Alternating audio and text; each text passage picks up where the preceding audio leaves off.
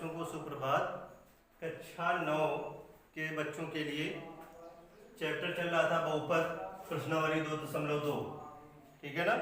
प्रश्नावली 2.2 पे कुछ क्वेश्चन कराए थे। ठीक है ना, कुछ क्वेश्चन करा दिए थे और क्वेश्चन हमें बताना था नंबर 3 से। हमें आशा है कि सारे बच्चे क्वेश्चन कर लिए होंगे। 3 नंबर से बता रहे हैं, ध्यान से देखिएगा। क्वेश्चन दिया गया है कि सत्यापित कीजिए। ठीक है ना, एनसीईआरटी की बुक सारे बच्चों के पास होगी और उससे अपना सवाल देखेंगे। सवाल दिया गया, सत्यापित कीजिए कि दिखाए गए मान निम्नलिखित संगत बहुपद के शून्यक है अथवा नहीं। सत्यापित कीजिए, सत्यापित कीजिए, सत्यापित कीजिए कि दिखाए गए मान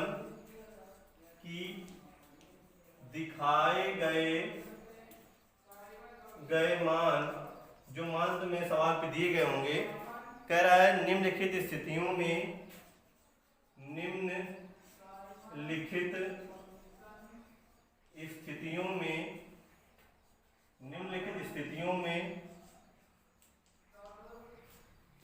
में संगत बहुपद के शून्यक है अथवा नहीं। संगत बहुपद के शून्यक हैं या नहीं। तो बहुत गौर से देखिए, क्वेश्चन नंबर पहला इसी का दिया गया है।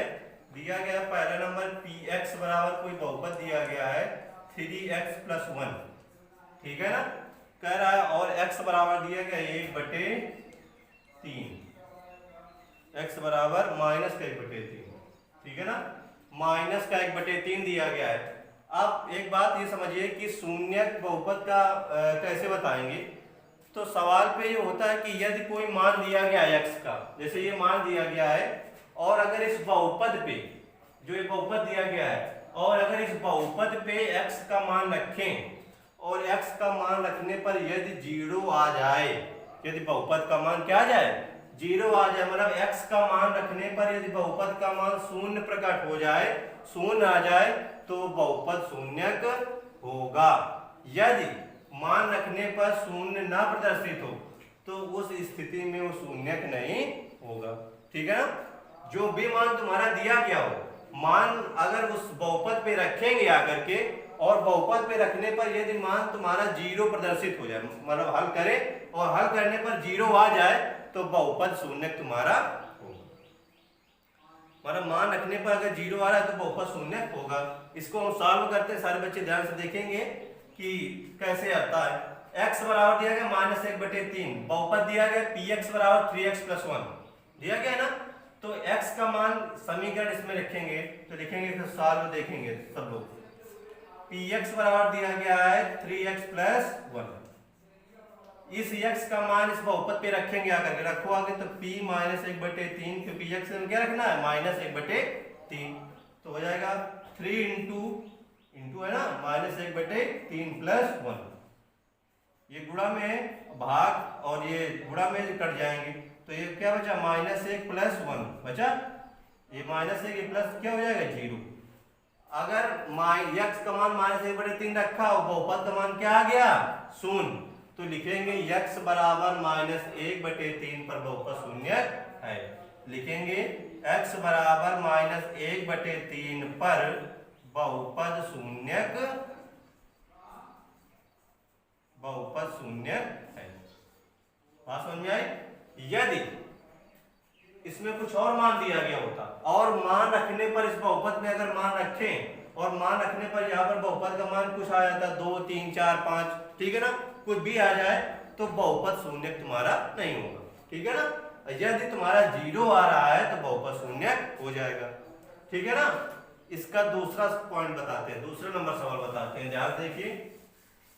जब तक समझ में ना आए तब तक बोलिए ना, और जहां आ जाए बोलो हाँ। तो दूसरा सवाल जैसे दिया गया है, जैसे थर्ड नंबर हम बता देते हैं। दिया गया px बराबर x² - 1 अब इसमें x के दो मान दिए गए हैं, एक दिया गया x बराबर 1 और एक दिया गया -1। मतलब इन स्थितियों में x बराबर 1 पर तुमको बताना है इस बहुपद का शून्य है अथवा नहीं, और x बराबर -1 पर भी बताना है कि बहुपद शून्य है अथवा नहीं। तो पहले हम ले लेते हैं क्या, x बराबर 1 पर। x बराबर 1 पर तो लिखेंगे px बराबर दिया गया तुम्हारा x² -1, रखो आकर के मान 1, तो 1 का स्क्वायर -1, तो 1 का स्क्वायर 1 हो जाएगा, -1 हो जाएगा, घट जाएगा, ये प्लस का माइनस का 0 आ गया।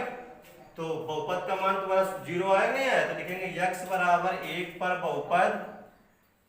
बहुपद शून्य है। क्लियर हुआ। और यदि अब x बराबर क्या देखते हैं, -1 पर, x बराबर -1 पर, x बराबर -1 पर देखेंगे तो x बराबर -1 पर यहाँ पर लिखते हैं बहुपद क्या दिया गया, px बराबर x² -1, px बराबर दिया गया x² -1 रखेगा करके, तो p -1 इक्वल -1 का स्क्वायर और -1, ठीक है ना, -1 का स्क्वायर क्या हो जाएगा 1, ठीक है ना, और -1 तो प्लस माइनस 0 हो जाएगा, मतलब p -1 का मान कितना निकल आया 0। अतः लिखेंगे x बराबर -1 पर भी बहुपद शून्यक है। x बराबर -1 पर भी बहुपद शून्यक है, ठीक है ना। कर पाओगे क्वेश्चन। तो इससे जितने भी क्वेश्चन दिए गए हों इससे रिलेटेड अपना इस पॉइंट इस नंबर पे सारे क्वेश्चन कर लेना, ठीक है ना। अगले सवाल पे चलते हैं।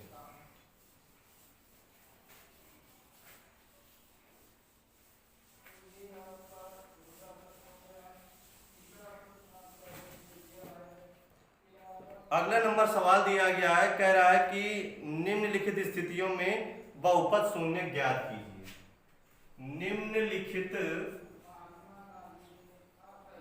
निम्नलिखित स्थितियों में बहुपद शून्यक ज्ञात करो। अब तुमको क्या निकालना है, अब कह रहा है कि अभी तक बताना था तुम्हें कि शून्य है अथवा नहीं, और अब बताना है कि शून्य ज्ञात कीजिए, वो कौन सा मान होगा जिस पर बहुपद तुम्हारा शून्य हो। तो ऐसा मान हमको क्या करना है, ज्ञात करना है। तो शून्य क्यों ज्ञात करने के लिए क्या करते हैं, जो भी तुम्हारा बहुपद दिया गया होगा, उस बहुपद के बराबर हम वैल्यू क्या मान लेते हैं, शून्य मान लेते हैं। जो भी बहुपद दिया गया होगा उस बहुपद के बराबर वैल्यू को हम लोग क्या मानेंगे, शून्य मानेंगे, और शून्य मान होने के बाद उस बहुपद को हल करेंगे तो x का मान, या कुछ बहुपद y के पदों में दिया गया तो y का मान आएगा, x के पदों में दिया गया तो x का मान आएगा, t के पदों में दिया गया तो t का मान आएगा, ठीक है ना। तो वो हमें t के मान निकालने हैं, मतलब वही शून्यक होंगे, ठीक है ना। जैसे सवाल दिया गया है पहला नंबर 1 सवाल दिया गया है कि px बराबर x+5, ये दिया गया है। px बराबर दिया गया है x+5, कह रहा है इसका बहुपद शून्य ज्ञात कीजिए। तो हमने ये बताया जो बहुपद तुम्हें बहुपद शून्य ज्ञात करना हो, तो बहुपद शून्य ज्ञात करने के लिए क्या करते हैं, जो भी वैल्यू दी गई है तुम्हारी, ठीक है ना, इस बहुपद के बराबर क्या मान लेते हैं 0, मतलब इस px के बराबर क्या मानेंगे, वैल्यू शून्य मानेंगे। px के बराबर वैल्यू क्या मानेंगे, शून्य। तो लिखेंगे शून्यकों के लिए या शून्यकों